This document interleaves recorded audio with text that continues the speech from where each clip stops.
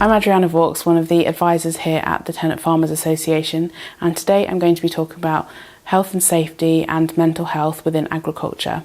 These two topics are incredibly important and ones which are never spoken about. Too often people think that these instances will never happen to them. They think that there's no need to go over and beyond by using what they deem to be excessive kit, such as using a hard helmet when riding a quad bike, or it's okay to work alone. Well, actually, agriculture has one of the highest rates of accidents and fatal accidents within all of industries. And whilst it has been historically very accepted that it's okay to cut corners and not use any health and safety equipment, it is actually there for a reason. So it's best to embrace it and be better to be safe than sorry.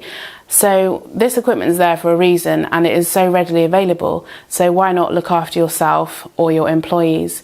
And nowadays, when there are more accidents happening and these are more recorded, the penalty for not complying with health and safety regulations is incredibly steep.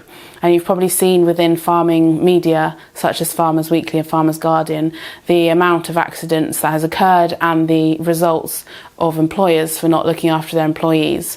So do take note of that. It is really important to look on the, for example, Health and Safety Executive website, where you can find lots of guidance. But as I say, there are lots of resources and tools out there for you. So don't work alone. Don't climb up a ladder where no one's holding it. Don't ride a quad bike without a helmet. Tell people where you're going. So if you're going a dark night on a tractor on your own, tell people where you're going. Always carry a mobile phone. That's incredibly important. Nowadays, with more technology, you can download an app, for example, called What 3 Words, which means that you can pinpoint your exact location by putting it in the app. Will find you, and 3 words will be given to you, and you can give those words to emergency services, who will be able to find exactly where you are. So with all those resources around, do look after yourself and look after your employees. Moving on to mental health, which is one of the most important topics and one which is certainly not spoken about enough. Mental health affects a number of people. No matter if it's agriculture or any other industry, it affects all ranges of ages, and it's actually very common, unfortunately. Why is it important? It's important because it not only affects yourself, but it can affect your family and friends too. It's important that you try and deal with the problem, and it's something certainly which you shouldn't be ashamed of or embarrassed. It's something which affects people, whether they're celebrities, school people, agricultural people. No matter what sort of people, mental health does take a toll. So the reasons why you should address this is because if you're not feeling great, it's going to have an impact on your home life, it can have an impact on your business, it can have an impact on your friends and your family.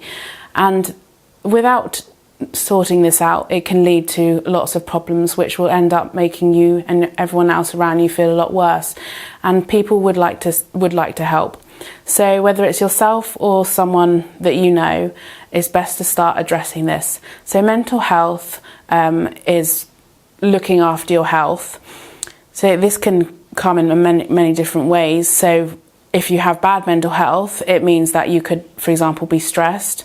And the signs of stress are that you're anxious, you're tired, you don't have any energy, you've lost interest in all the things that you enjoyed, you can't see any light at the end of the tunnel, and this can spiral to, for example, depression or anxiety, which can be really limiting and debilitating on your everyday life. So these can be helped by, for example, seeing the GP. The GP will be able to discuss everything, how you're feeling with you, and then be able to refer you should you need any extra help. So it's really important that the first step is to speak to your family or friends, go and book a GP appointment, and then look at the online resources available. There are many out there to help you. So if you don't want to talk to anyone yet, you don't feel comfortable, have a look online and see what they suggest, such as the Mind Charity, the DPJ Foundation, and there are lots of other online resources there for you.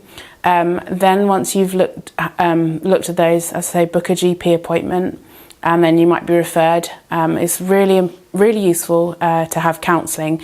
So often there's a bit of taboo around counselling, like you only go to counselling if you've got just real issues, but that's not the case. A lot of people go to counselling because it's so good to talk about how you feel, how you're concerned, what your worries are to someone who's not connected to you. It's actually quite a nice way of relieving any stress. So after that, then it's really important to try and remain positive and do things which you enjoy. So just because you don't feel like doing something doesn't mean that doing them won't make you feel better. They actually will make you feel better. They produce happy endorphins, which means that the more you do, hopefully the happier you feel. So don't give up on the things that you enjoy.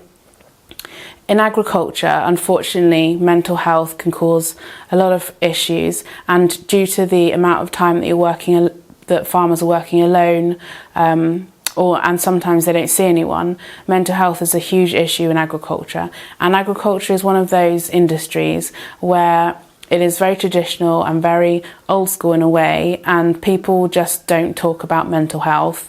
So talk about it. Don't be afraid and don't be ashamed.